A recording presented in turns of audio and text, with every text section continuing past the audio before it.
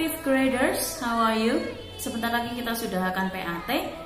So, saya harap materi-materi yang sudah kita pelajari, baik ketika kita masih ketemu maupun ketika kalian sudah harus belajar di rumah, sudah paham semua. Oke, yang akan keluar di PAT kita adalah lesson 7 dan 8, di mana lesson 7 adalah tentang cooking dan lesson 8 adalah tentang celebrations. Untuk total soal yang akan keluar ada 30 poin soal yang semuanya terdiri dari pilihan ganda, nggak ada isian, nggak ada uraian. Oke, sekarang kita akan bahas yang keluar di lesson 7 maupun di lesson 8. So, check this out. Yang pertama di lesson 7 cooking. Yang pertama jelas kata-kata yang berhubungan dengan cooking, kemudian alat-alat dan bahan sudah harus hafal. Oke. Yang kedua, memahami bacaan.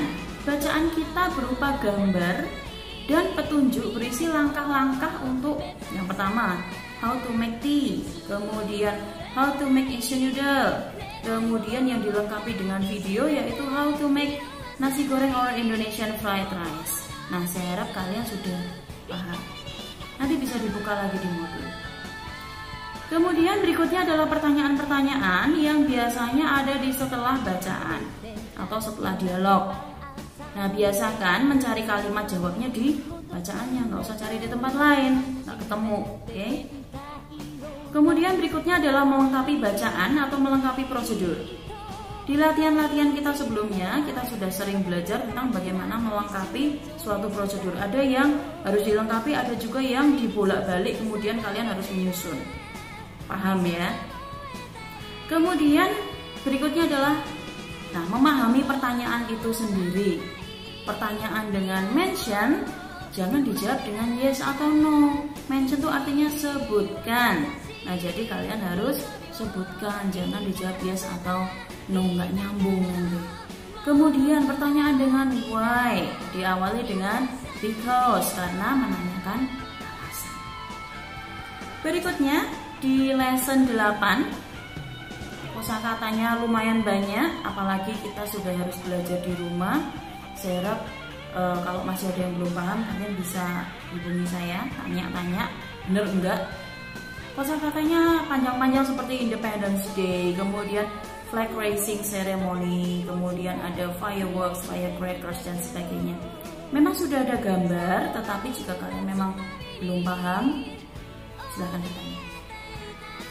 Berikutnya adalah memahami bacaan. Nah, lagi-lagi bacaan kita ada 3 di lesson 8. Yang pertama adalah Indonesia Independence Day, kemudian Anthony's birthday, dan yang ketiga adalah birthday invitation card.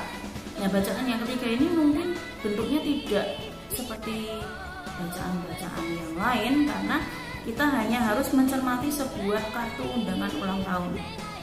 Nah, di situ ada unsur-unsur misalnya nama, alamat, kemudian waktu, ulang tahun yang keberapa, kemudian ada nomor telepon yang harus dihubungi jika kita tidak bisa datang dan sebagainya. Berikutnya adalah yang terakhir, yaitu tentang kalimat yang menggunakan to be going to. Misal, I am going to blow the candles. They are going to eat snacks and ice cream. Atau mungkin my dad is going to give presents. Nah, kalimat-kalimat yang menggunakan am, is, are, kemudian diikuti dengan going to, dan diikuti dengan kata kerja bentuk pertama.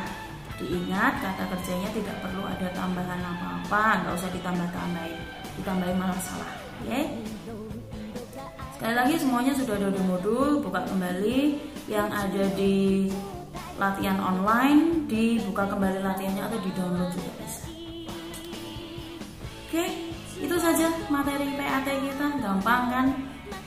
Seperti biasa kalau kalian tanya, nih soalnya kok jangan susah-susah.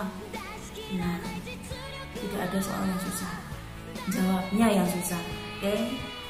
Ya, pokoknya setelah video ini akan ada latihan, semuanya berhubungan dengan materi kita, semuanya berhubungan dengan yang sudah saya jelaskan tadi. sebagian dari latihannya mungkin kalian merasa ini kan udah pernah. Nah, berarti kalian sudah paham, kalian ingat bahwa kemarin-kemarin ada latihan seperti itu. Silahkan bertanya jika ada kesulitan dalam belajar. It's alright, keep on studying. Stay safe, stay healthy, stay at home. Wishing you good luck. See ya.